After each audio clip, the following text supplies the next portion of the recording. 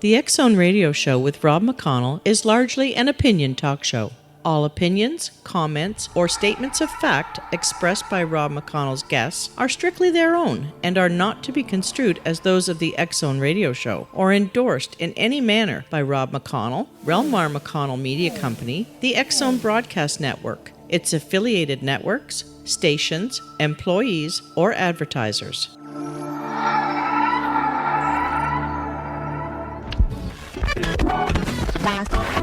All Hit Radio.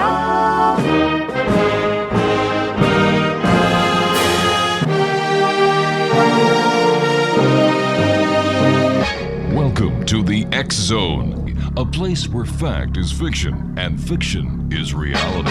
Now, here's your host, Rob McConnell. Welcome back to the X-Zone, everyone. My name is Rob McConnell, and we're coming to you live and around the world from our studios in Hamilton, Ontario, Canada.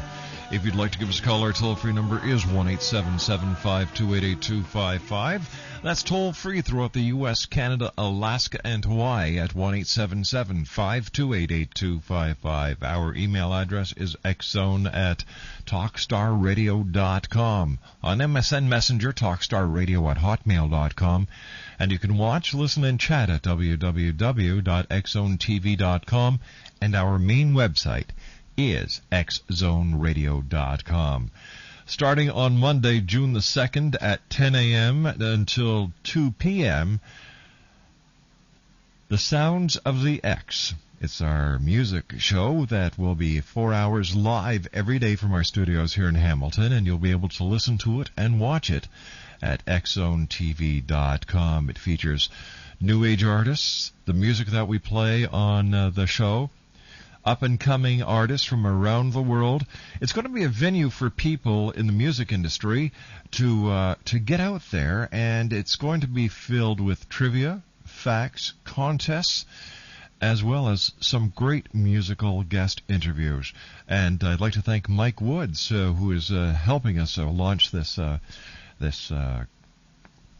very unique broadcast. And Mike is acting as our music director right now. So, Mike, if you're listening, thanks, pal, for all your help. It is May the 20th in the year 2008. It's my mother's birthday, so, Mom, if you're listening, happy birthday. And on this date in 1892, George Sampson patented the clothes dryer. Yeah, like if clothes didn't need to be dried until then, right? Okay, thanks, George. In 1926, Thomas Edison boldly predicted that Americans would always like silent movies better than talking pictures. Apparently, the light bulb never went on. Today is the birthday of Ron Reagan, the president's son, who turns 50. Now, he was a ballet dancer, and he danced from the side of the Republicans right over to the Democrats. Cher is 62 years old today. Well, some of her is. Others are 14 years, 10 years, and 5 years old today. Things you should know: WKRP co-star Lonnie Anderson married Bob Flick, a founding member of the 1960s folk group The Brothers Four, on Saturday. And just when you think you've heard it all, psychic medium James Van Praagh, who created Ghost Whisperer, who I can't stand, both Ghost Whisperer and James Van Praagh, claims in his new book, Ghosts Among Us, that people are surrounded by ghosts every day, and he sees two low-level ghosts attached to Britney Spears. One has tattoos all over him, and the other is kind of creepy-looking. James, I thought you had to be dead before your ghost hung on to anyone. Sad shoppers will have to pay up to 300% more than customers who are content. Psychological, and this is by Psychological Science.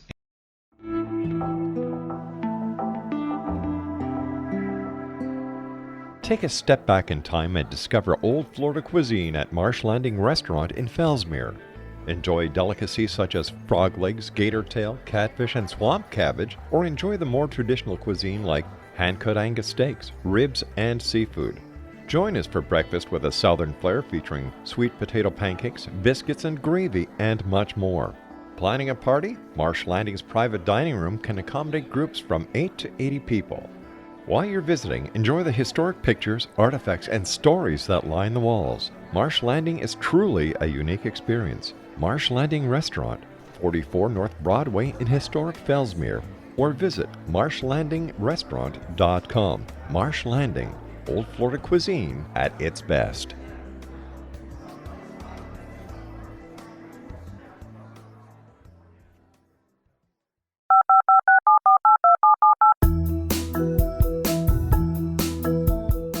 Did you know that when you're on the road with limited data or Wi-Fi, you can still listen to the X-Zone Radio Show with Rob McConnell, The Science of Magic with Gwilda Wiyaka, X-1, Dimension X, Space Patrol, and every minute of the X-Zone Broadcast Network by calling 213-401-0080, courtesy of Audio Now.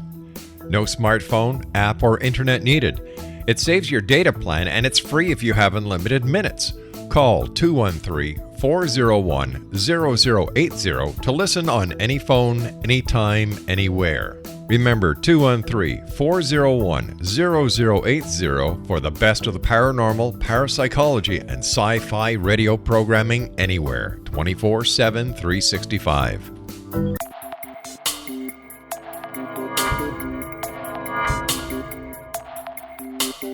Are you interested in the paranormal, ghosts, UFOs, or psychic phenomenon? Join me, Tim Bartley, co-host of Talking to Spirits with Lightworkers Tim and Justina, coming mid-January 2017 to the XZBN. We will channel spirits live and talk to them, revealing all kinds of amazing information. Spiritual attachments will be found and removed on the show, and so much more. To find out when you can listen to Talking to Spirits with Lightworkers Tim and Justina, visit www.xzbn.net for listeners on both sides of the veil.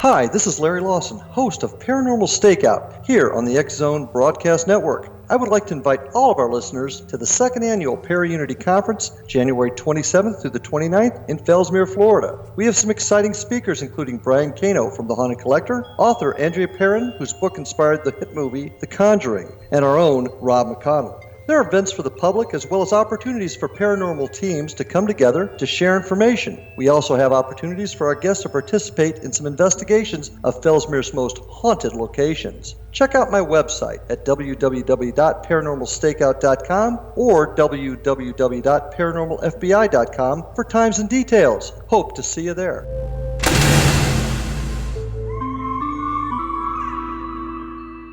Welcome back to the X-Zone, everyone. My name is Rob McConnell, and we're coming to you live and around the world from our studios in Hamilton, Ontario, Canada, on the shores of Lake Ontario, right in between Toronto and Niagara Falls, smack dab in the middle of the Great Lakes Triangle. My special guest this hour is Jim Kepke, and Jim was our guest the first hour, and he's graciously accepted an invitation to stay with us until the bottom of the hour when William Federer will be joining us. Jim, before we went to the news at the top of the hour, we were talking about your book, My North Korea Vacation. Now, where does Osama bin Laden fit into the grand scheme of things when you're talking about government conspiracies, cover-ups, pushing power where power doesn't want to be pushed? Well, this is probably the best possible way to wrap up our conversation tonight about government corruption and waste of tax dollars. Here's what happened. A little while back, I was reading a newspaper article about the CIA defending the billions of dollars that it has spent each year since 2001 looking for Osama bin Laden. And they defended that billions of dollars they've spent because they're leaving no stone unturned. The result of those billions of dollars is, as we know, nothing. They have no idea where bin Laden is, apparently, and they have not been able to find him. So I said, okay. I went downstairs to where I keep my computer, logged on, and looked up the email addresses for several mosques in Pakistan, in the areas of Pakistan where bin Laden is believed to be in hiding. Very honestly sent simple email messages to these Islamic mosques stating that I think bin Laden is a blight on the Islam religion, and that I would appreciate any help they could possibly give me in trying to locate where he is. Seems like a crazy thing to do. Well, it seems like a very direct thing to do. Well, it is, and that's my way, for better or worse. I immediately received, as might be expected, some emails stating that they wanted to kill me. Okay, I expected that. That's why I don't tell people where I live. I get that feeling sometimes. Yes, I received one email from a gentleman who believed the same way I do, that bin Laden is a blight on Islam, that he's using Islam for his own interests, that he's not the religious leader he pretends to be. And this gentleman he grew up in this area of Pakistan, very familiar with it. Apparently has spent much, if not his whole life there. And he says that he is very well aware of the different trails or hiking trails that Al-Qaeda uses in Pakistan. Now, while he does not know where bin Laden is, he knows the trails that Al-Qaeda uses to go and to contact bin Laden, and that other members of Al-Qaeda use. Now, this is amazing. So, I mean, this is quite a stunning bit of information. And he did not ask me for anything. He wants to get rid of bin Laden, wants to get him out of Pakistan. So I said, well, I'm going to talk to some people in the government, and we may be getting back to you. And he seemed to be okay with that. Is it possible that this person had an ulterior motive for contacting you and starting correspondence with you? Is it possible that it was actually the U.S. government who was trying to see if you were actually an agent for the Al-Qaeda? Well, that's possible, but given that the email addresses that I was using, they seem pretty legitimate. I tried to check them out as best I could, of course. Jim, I'd just like to stop you for a moment here. We just received a breaking news alert from CNN. Okay. Senator Barack Obama will win Oregon's Democratic primary, and this is according to a CNN projection. So once again, from the CNN newsroom, Senator Barack Obama will win Oregon's Democratic primary. Jim, I'm sorry for interrupting you. Sure, no problem. So what I did was to contact my least favorite place in the world, the Central Intelligence Agency, sent them a letter saying, I have somebody who I think can be of tremendous help in locating bin Laden because of his familiarity with Pakistan and his belief that he knows the paths or the hiking trails that Al-Qaeda is using. Right. Let me know, and we'll work something out so you can contact him and talk to him. That was about 6 weeks ago. Absolutely no contact from the CIA. I've sent them several letters now. I've sent them emails. I've tried to get a hold of them any which way I can. And they seem to have absolutely zero interest in this information I have, which I think could be very important information. Well, certainly if it is credible, they should investigate it. How can you not if you're leaving any stone unturned? And the thing is, I got this much information without spending billions of dollars.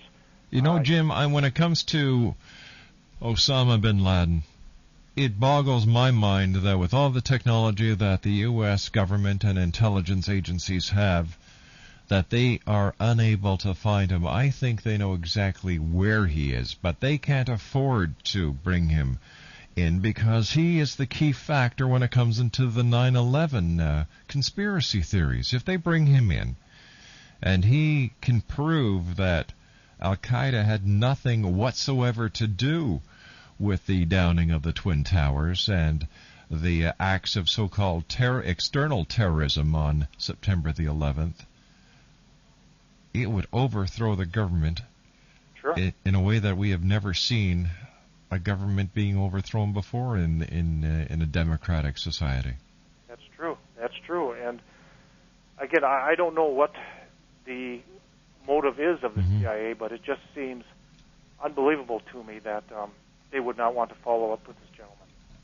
And again, I ask myself, why? What is going on here? You know, who's in charge? Mm-hmm.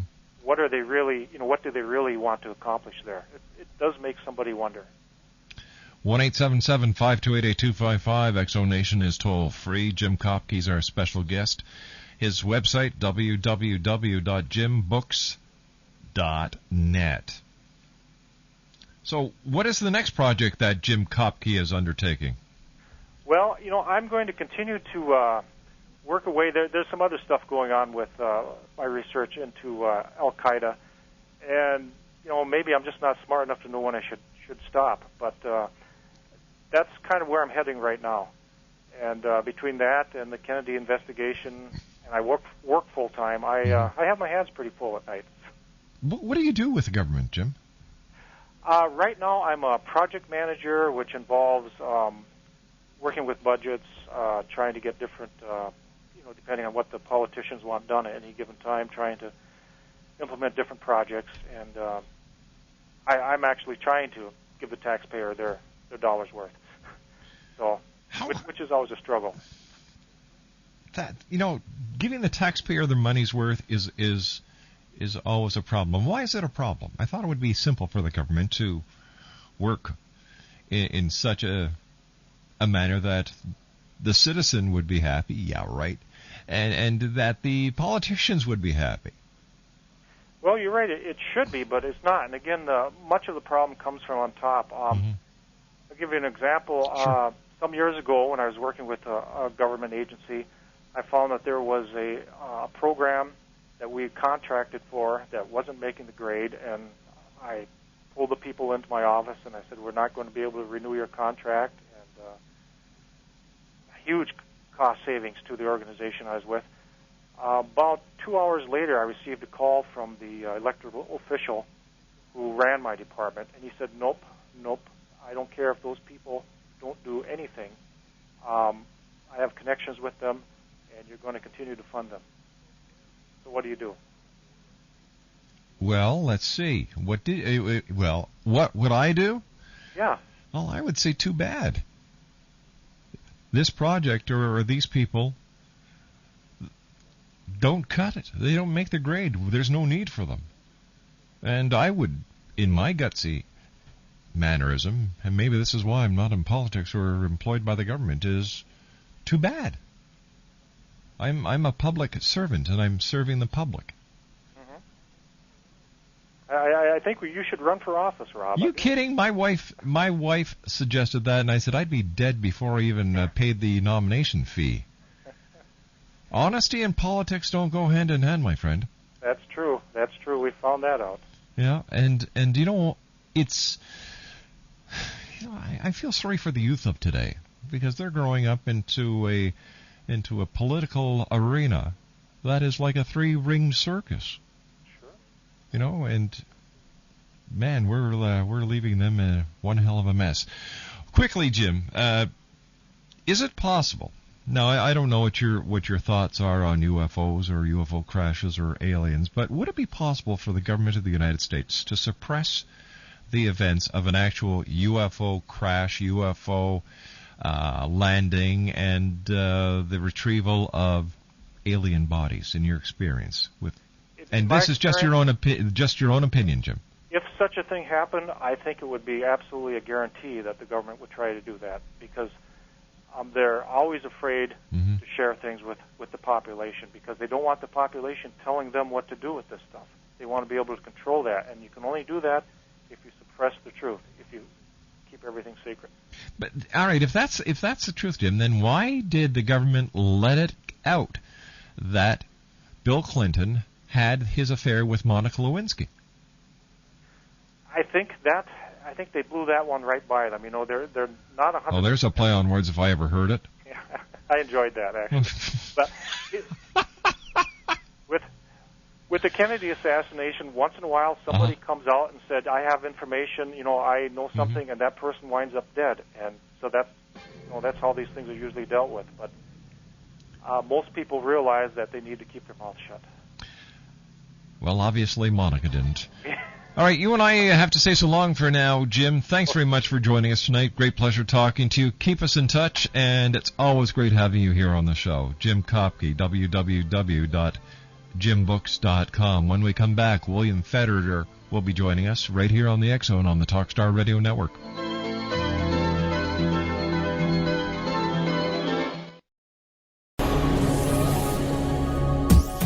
This is the X Zone Broadcast Network, broadcasting worldwide on broadcast affiliates and satellite program providers, including CNN Broadcast Network, Sirius Satellite Network, Star Media, Good News Radio Network, Angel Broadcast Network, Wiki Broadcast Network, and WPBN TV. For more information on the X Zone Broadcast Network, visit us at www.xzbn.net.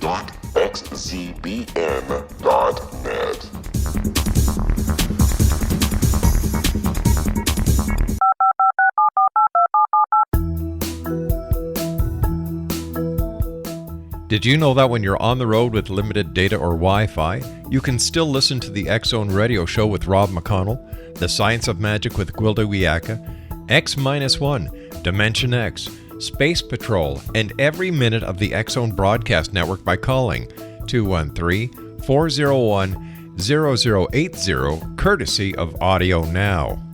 No smartphone, app, or internet needed. It saves your data plan, and it's free if you have unlimited minutes. Call 213-401-0080 to listen on any phone, anytime, anywhere.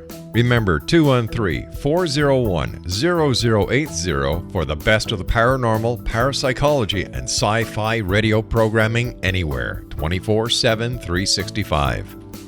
And welcome back to the X Zone, everyone. My name is Rob McConnell, and we're coming to you live and around the world from our studios in Hamilton, Ontario, Canada. And this portion of the X Zone is being brought to you by Answers from Your Angels with Amethyst Wildfire. Her website is www.answersfromyourangels.com.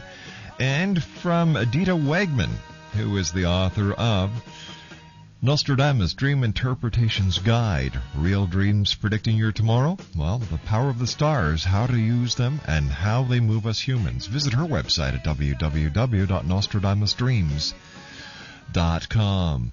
William Federer is our very special guest this hour. And, X Zone, would you believe me that if I told you that only 1.6% of the nation are atheists, yet their beliefs are becoming the law of the land? Well, here to tell us more about this interesting statistic with what he always brings to the table is undeniable truth is our good friend William J. Federer. Hey, William, how are you? Rob, great to be with you, and I apologize for my voice. Nope. Doing a lot of speaking recently, but no need to, my friend, and congratulations to your son. Oh, thanks. He graduated from high school tonight, and going to be heading off to college. He's the youngest of our four.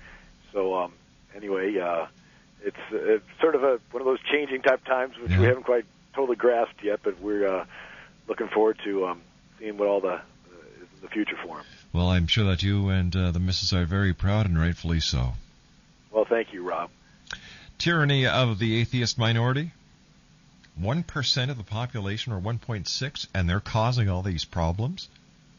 Well, it is interesting, this being graduation season, that it's almost every year there's lawsuits where somebody gets offended that some student or teacher mentions God at a graduation ceremony or at a football game, or, every Christmas we hear people getting offended at Christmas carols or Christmas trees or menorahs or stars or of David or crosses. And then, of course, cases that go all the way to the Supreme Court regarding Ten Commandments, or somebody's offended that a teacher may hint that there's a creator, in the classroom. And there's even cases where the Boy Scouts, because their oath says, do my duty to God and my country, that they've been kicked off of public property. And so... That's pretty sick. With all this stuff going on, just this past February, the USA Today had a front-page article on the U.S. Religious Landscape Survey. And this was conducted by the Pew Research Center. And, of course, it's available online at the Pew Research Center's website. But it's interesting, the results. that only 1.6% of the people in America identify themselves as atheist. Breaks down to about 51.3% identify themselves as evangelical or mainline Protestants, 23.9% Catholic, 1.6% Orthodox or other Christian, 1.7% Mormon, 1.7% Jewish. Of course, you add all those up, that's about 80.2% of Americans claim some Judeo-Christian type of belief. The other percentages are 12.9% said nothing in particular or did not choose to respond. They think some of those might be immigrants from other countries that don't like to identify what they believe on a telephone survey because they don't know when it might be used against them later. They've got a point there. 1.2% are Unitarian-Universalist, spiritual New Age or Native, 0.7% Buddhist, 0.6% Muslim, 0.4% Hindu, 0.3% other world religions, about 2.4% agnostic, and again, the 1.6% atheist. But again, this is the USA Today putting out these poll numbers, and when you examine them, then it's just sort of somebody that studies American history like I do and realizes that the goal of the government was to have the people have their say and not have the King George III be the one to decide what was going to happen in the colonies.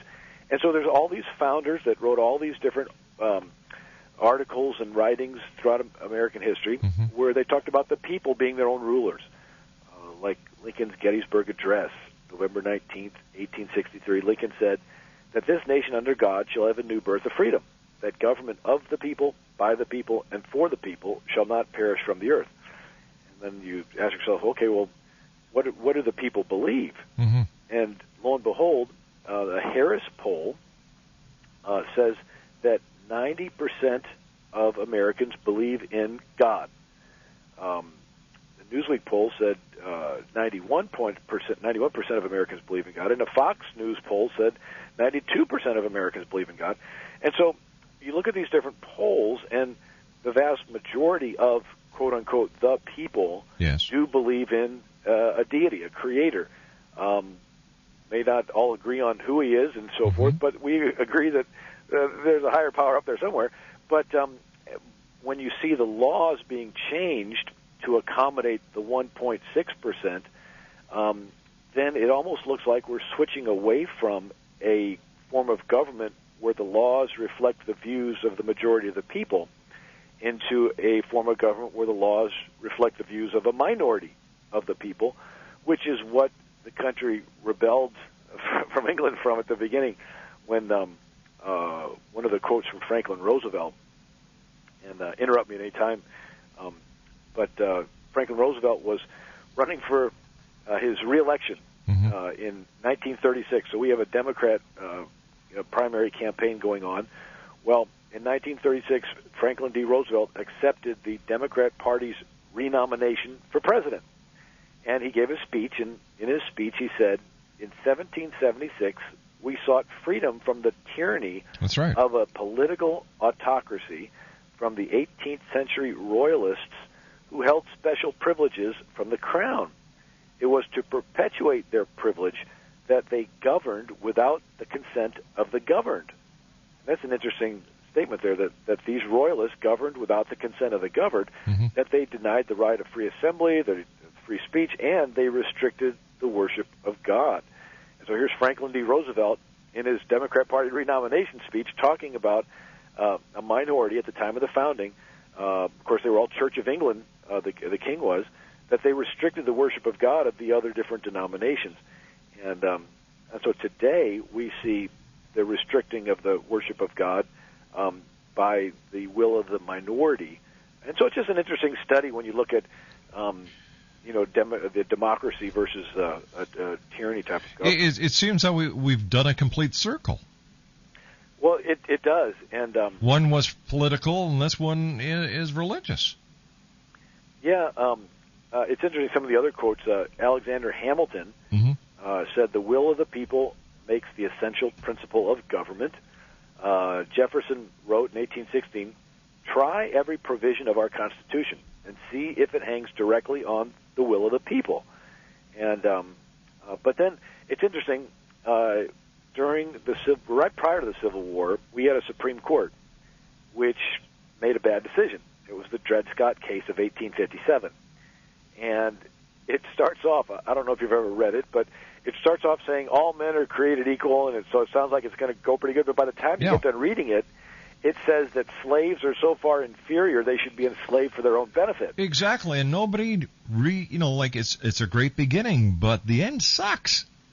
And so Lincoln, in his inaugural address, candidly refers to this Dred Scott decision. Lincoln said this: "The candid citizen must confess that if the policy of the government upon vital questions affecting the whole people is to be irrevocably fixed by the decisions of the Supreme Court the instant they are made, the people will have ceased to be their own rulers." And so that's what we're seeing happen in America, but where the people are no longer their own rulers, where you can have the majority of the country, the majority of a state votes a certain way, and then some unelected federal judges decide that they know better than the people. And so we're transitioning away from the will of the people. Are we really transitioning away, or are we enforcing the will of the people? And the will of the people, as it was meant to be interpreted, is now being interpreted for the masses that are coming into this country, into the United States and Canada, and our laws that were meant to protect us are actually working against us. Well, that's a good understanding there, Rob. I love Ronald Reagan quotes, and here's Ronald Reagan said in 1984, he said, "Sometimes I can't help but feel the First Amendment is being turned on its head." Ah, exactly. The First Amendment of the Constitution was not written to protect the people from religion. That amendment was written to protect religion from government tyranny. Mm-hmm. And another quote from Reagan in 1983, he said, "The First Amendment has been twisted to the point that freedom of religion is in danger of becoming freedom from religion." Yeah. And in my article that I wrote for WorldNet Daily, I put lots of these different quotes. One of them was sort of interesting. He says in 1982, he said, "In the last 2 decades, we've experienced an onslaught of such twisted logic that if Alice were visiting America, she might think she'd never left Wonderland." He said, "We're told that it somehow violates the rights of others to permit students in school who desire to pray to do so. Clearly, this infringes on the freedom of those who choose to pray. To prevent those who believe in God from expressing their faith is an outrage." And anyway, that was Ronald Reagan saying. One other one I like is a 1982 radio address. Reagan said, "The Constitution was never meant to prevent people from praying. Its declared purpose was to protect their freedom to pray." That's right. Well, you see now, once again, as the president said, the Constitution was never meant to prevent people from praying. Its declared purpose was to protect their freedom to pray. And it seems that by protecting the freedom to pray, we have actually put ourselves behind the 8 ball, because they are using the First Amendment against us, not as it was meant to do to protect us. Yeah, it's an interesting evolution. I put together a book called The Original 13, where I read through every charter of every colony. Oh, my Lord. How long did that take? It took a while. And then I read through every state constitution for the original 13 states, and then every amendment to those constitutions up to the present.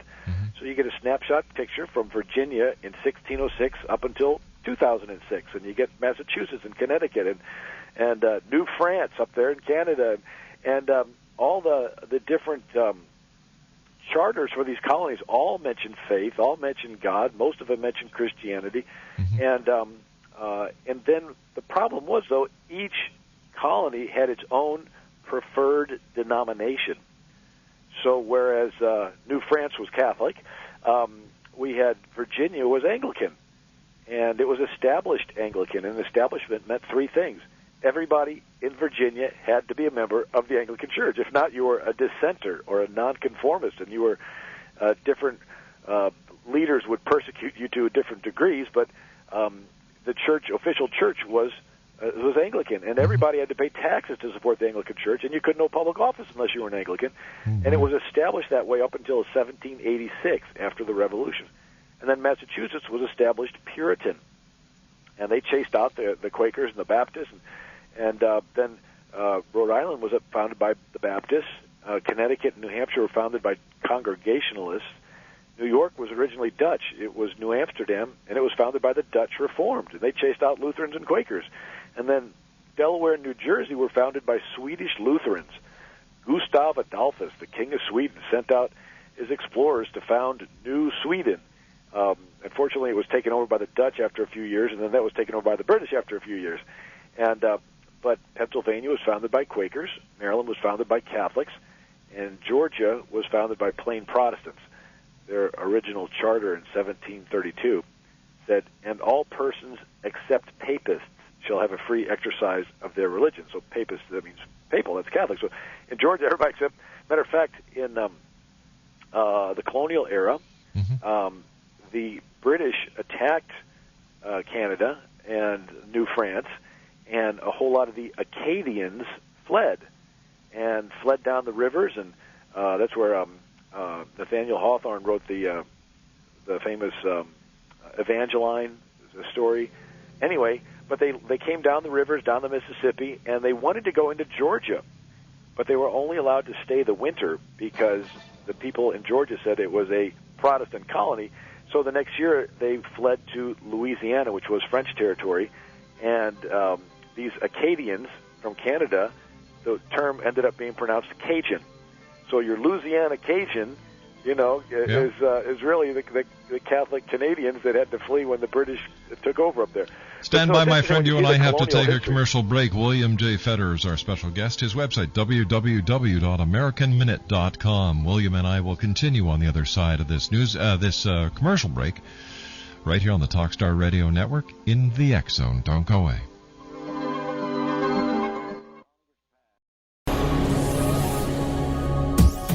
This is the X Zone Broadcast Network, broadcasting worldwide on broadcast affiliates and satellite program providers, including CNN Broadcast Network, Sirius Satellite Network, Star Media, Good News Radio Network, Angel Broadcast Network, Wiki Broadcast Network, and WPBN TV. For more information on the X Zone Broadcast Network, visit us at www.xzbn.net.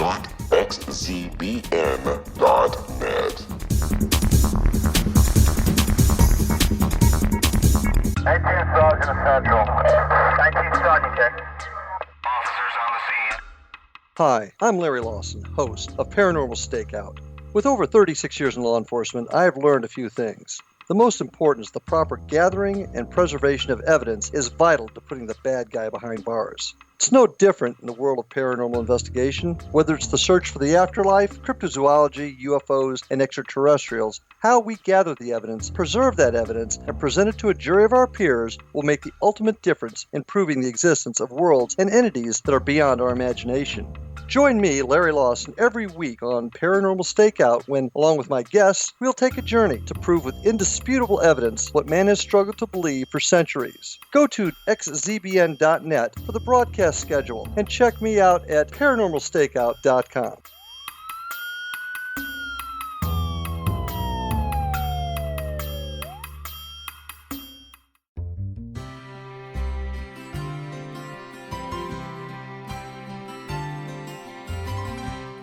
True healing must address 4 levels: physical, emotional, mental, and spiritual, for us to live joyful and productive lives.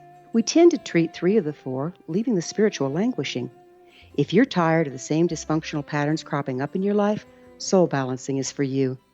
Trixie Phelps, owner and founder of Soul Balancing, is a naturally gifted energy healer trained in numerous esoteric forms, including shamanism. Trixie has created a powerful modality that safely and effectively clears your energetic field. A soul balancing session can remove interference, heal trauma, and restore your hope. Contact Trixie for a life-changing long-distance session today. www.soulbalancing.world.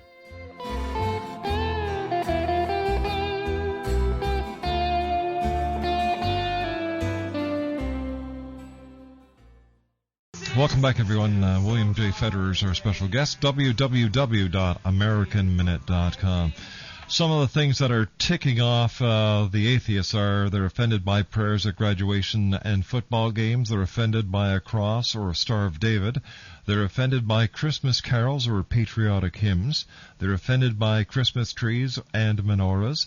They're offended by the Ten Commandments or under God in the Pledge of Allegiance. Offended, a teacher might hint there may be a creator. Offended, a soldier said, God bless you at a funeral. Offended, the Boy Scout oath says, do my duty to God and my country, or offended by a cross on a veteran's memorial. Pretty sad, I'll tell you that. Like when I think of what happened, when was it, last Christmas, when this big, not this Christmas that passed, but the Christmas before that, with all the Christmas tree problems and menorahs that we were having, that's just plain stupid. Bill, so where do we take it from here? What can we do? Well, I think, again, the idea is it's not the religious right against the liberal left. It's a democracy versus a tyranny. And it only makes sense that the laws of a country should reflect the beliefs of the people within that country. All right, but when you're looking at the United States and Canada and other countries, we are multicultural. We are multi-religious countries. Wouldn't it just be better to live and let live? Definitely, but that in itself is a belief. And where did that particular belief come from? It didn't originate with fundamental Islam, because in fundamental Islam they don't believe in that. If you try to go over to Saudi Arabia and say, oh, well, I want to believe in some other religion, actually in Egypt it's a crime to change religions. You cannot even change if you wanted to. So the idea of just letting people be free to live as you want, that in itself is the result of a development of thought that took place in America, not in other countries.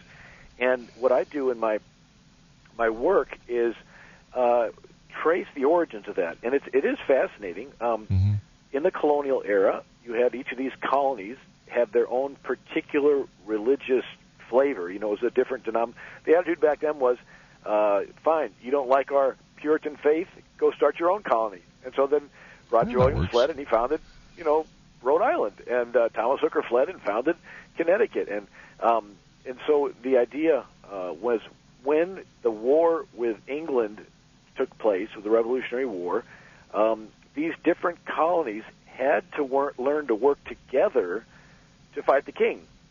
After the Revolution, they said, look, we don't really believe the same thing, but you were willing to fight and die for my freedom. I need to let you practice yours. And so that's where the idea of tolerance originated in America. And in 1776, 98% of the country was Protestant.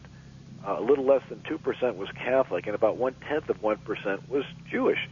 And then in the early 1800s is when there was a Irish potato famine, and millions of Irish Catholics came to America, and the Catholic percentage went up to about 20% in a decade. Hey, Bill, I hate to do this, but we've just run out of time for tonight. We're going to have to get you back on later on this week or the beginning of next week to finish this, because I just could not believe all the information that you sent us, and I do want to share it with the Exo Nation. William Federer, thanks very much for joining us, and once again, congratulations to your son and your family.